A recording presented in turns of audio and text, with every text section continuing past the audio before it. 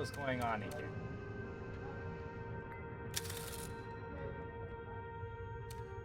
Commander?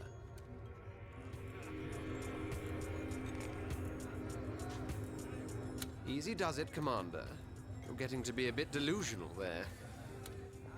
Remember I mentioned the artist Della Gecko a while ago, Commander? Brilliant. Gay. Well, I have another example.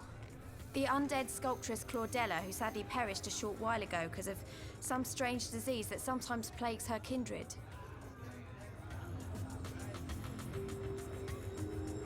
She was an artist of profound mastery, revered by every single one of the undead, but now that in her last will and testament she revealed to have had a long-standing physical relationship with a woman they always assumed to be her sister, the vermin are systematically destroying all her works. Beautiful bronzes, marvelous marbles, all are falling under the hypocrites' hammers. But you can do something about this, Commander. You can stop this madness. And if you won't, give me the order and I'll bash the skull of each vandal I meet.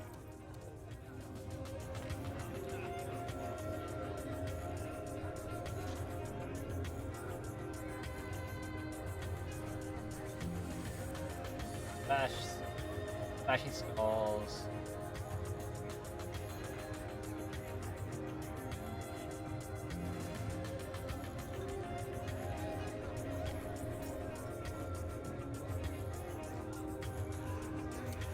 Couldn't have said it better myself. Cheers, Commander. You're officially a patron of the arts now. I shall raise a toast to you tonight. And in the meantime, try not to succumb to the temptation of yanking away Yorick's lower jaw and throwing it overboard.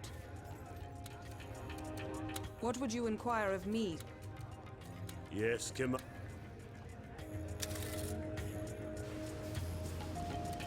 How can I be of assistance, my lord? Righto.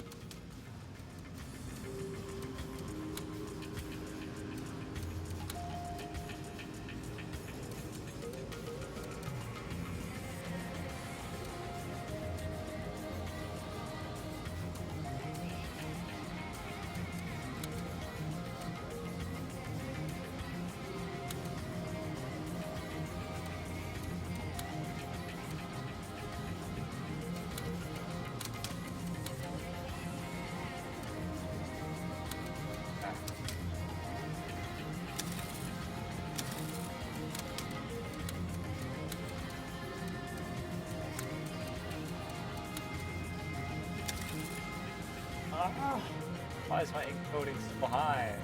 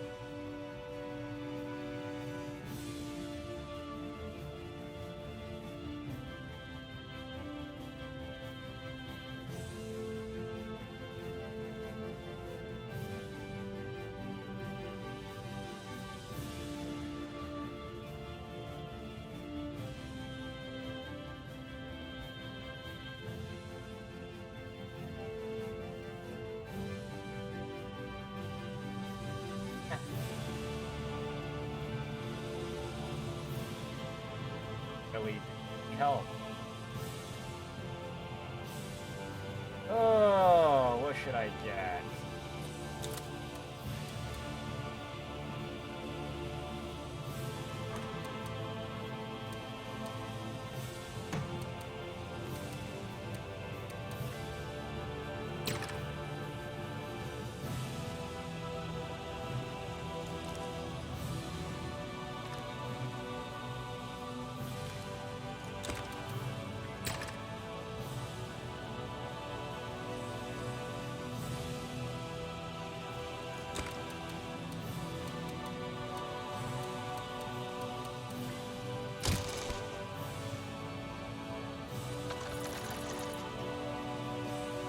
My god, that place is...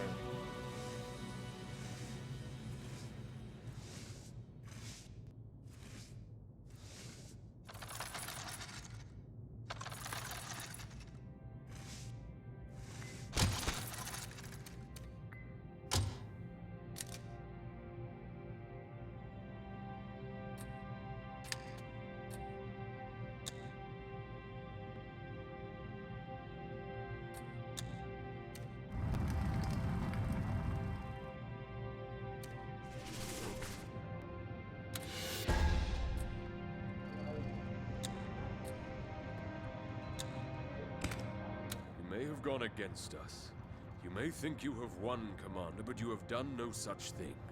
What is left of Claudella's works is locked away in so-called museums, away from the eyes of every undead. Not a single one of us will enter these places ever again or be stricken down by the Seven. Bravo, Commander. You went out of your way to preserve the legacy of a fine artist, and did so despite the diplomatic ramifications. We lizards commend you. Picture this, Commander. A lizard wakes in the night upon hearing a noise in another room. He gets up and confronts an imp burglar who eyes him evilly, dagger in hand. Now, with one swift strike of the tail, the lizard decapitates the trespasser upon his territory, only to be charged with murder by the authorities. Have we no right to protect our property? Our families? Even with little violence? Because I think we should.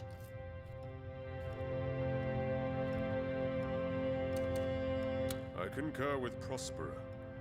Breaking and entering another's domicile is like forcing your way into the inner sanctum of temples where only high priests may tread. A crime punishable by death. The law may seem harsh in this particular instance, Commander, but it merely tries to prevent bloodshed. The imp did not attack, so there can be no claim of self-defense. And the lizard in question could have fled and called for the guards, but instead he chose to murder a man.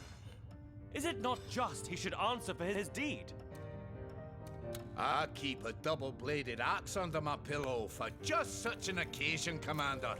That lizard did what he had to do, and should be celebrated instead of If an imp burgles another's house, and he loses his head in the process, he has only himself to blame. And I'm not saying that just because Prospera is standing nearby with her tail wagging.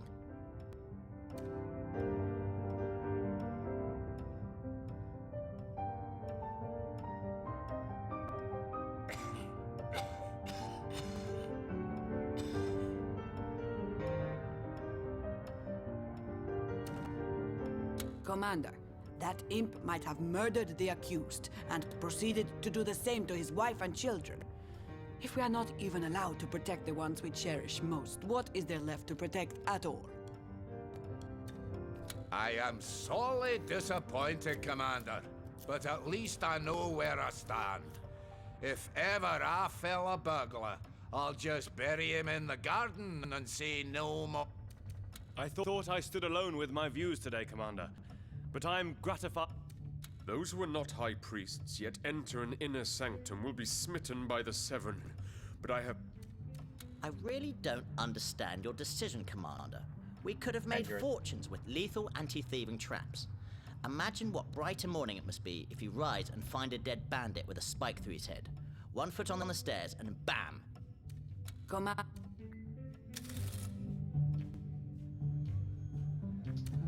You fight with cunning, Command. Good news, Commander! The undead riots have been squelched, and the many artworks of Claudella that escaped their pitiful ire have been placed in various museums where they're guarded round the clock. That'll show those intolerant bastards! This is a great victory for mankind everywhere. A victory of nature over nurture. Of freedom over oppression. The undead need to know one can be gay and held in high regard nonetheless. Let that be the lesson. This whole business was about art, of course, but still. Let that be the lesson. Impressive victory. Anyway, upgrade. My studies have been highly interesting of late, and have yielded results of great interest to you. Ask me about Corvus, my friend, and I will tell you all about the architect.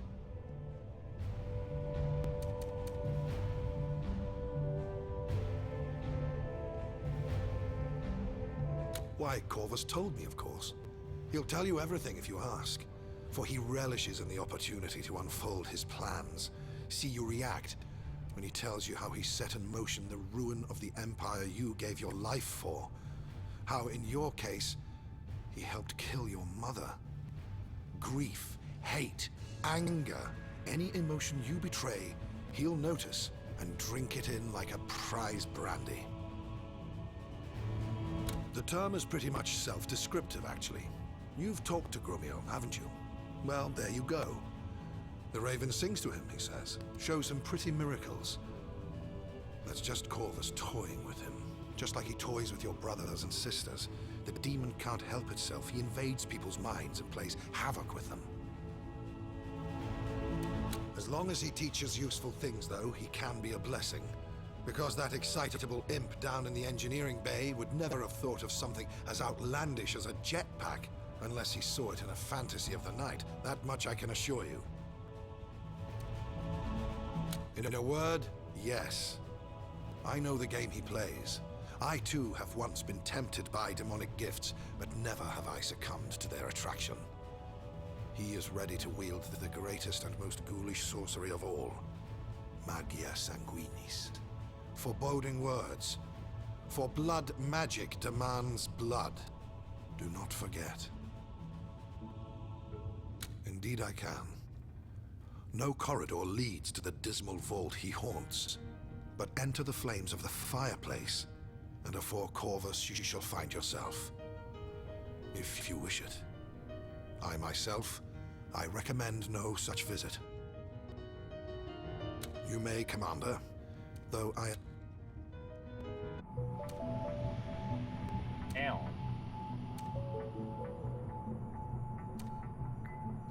At last we meet, Dragon Knight.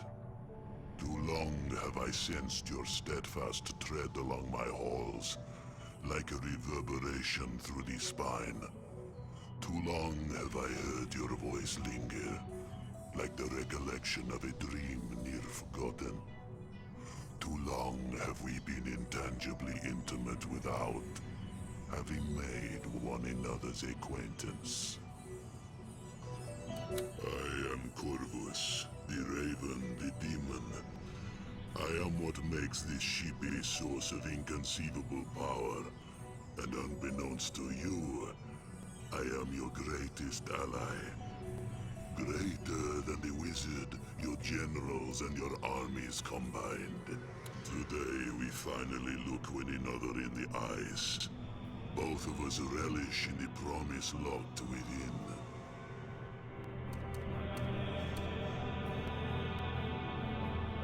But to give you power so that I may have my pleasures, I suffer in this lonely place where the devilish sorcerer tears in strips my mind and takes off with shattered memories. The fragments of true potential that might have been. And yet I remain free in dreams. For in dreams I have dominion. Long do I sleep, roam in reverie and wander worlds of wonder. Dimensions, you can neither behold nor comprehend. There have I found what I shall give you, in return for the deathless soul that is life's blood.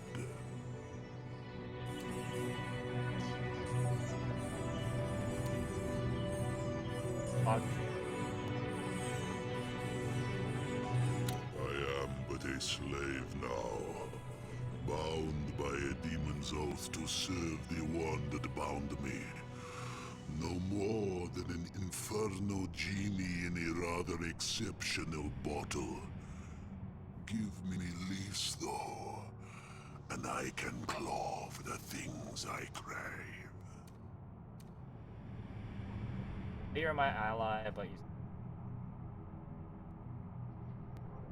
Indeed I do.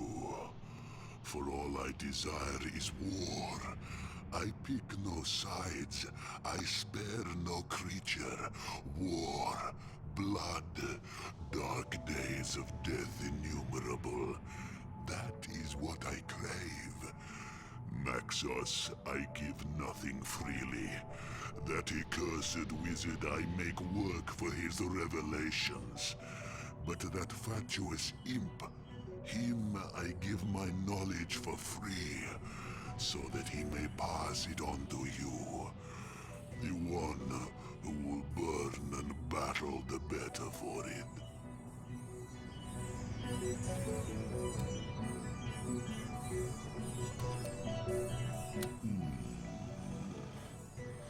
Yes, quite so. So ardent did this pitiful architect desire revenge that I saw my chance. He'd do anything to enact her death, even enact his own. So long we worked on that poisonous concoction, and already I could see the world through his eyes. When it was finally brewed, he slipped it into her wine, and she, naive girl, yet a dragon, drank it all. I watched on as he leant over her and inhaled deeply as she exhaled her last breath. I do believe he climaxed then and there, the twisted soul. I laughed till I wept blood. Dearest dragon, so rash, so impetuous. But fine, I will tell you. All I want is blood. Thick, sweet, dripping ruby blood. It nourishes me. It sustains me.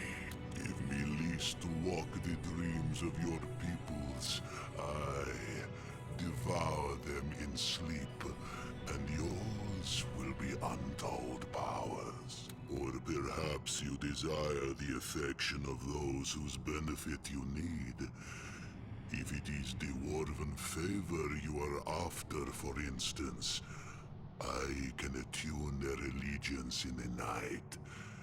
If I'm allowed to feast on the plump, bloody souls of others, that is.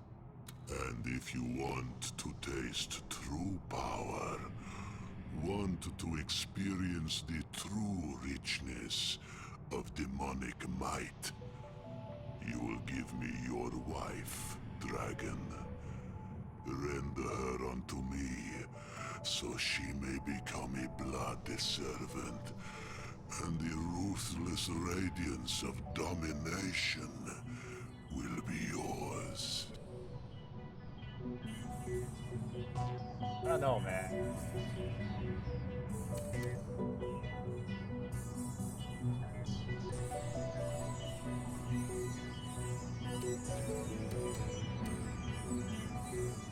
I am beyond such petty concepts, as could you be. Think on it, dragon. Return to me when you have brushed the cobwebs from your mind. Morality is but a ball and chain. Listen to me and cut the chain.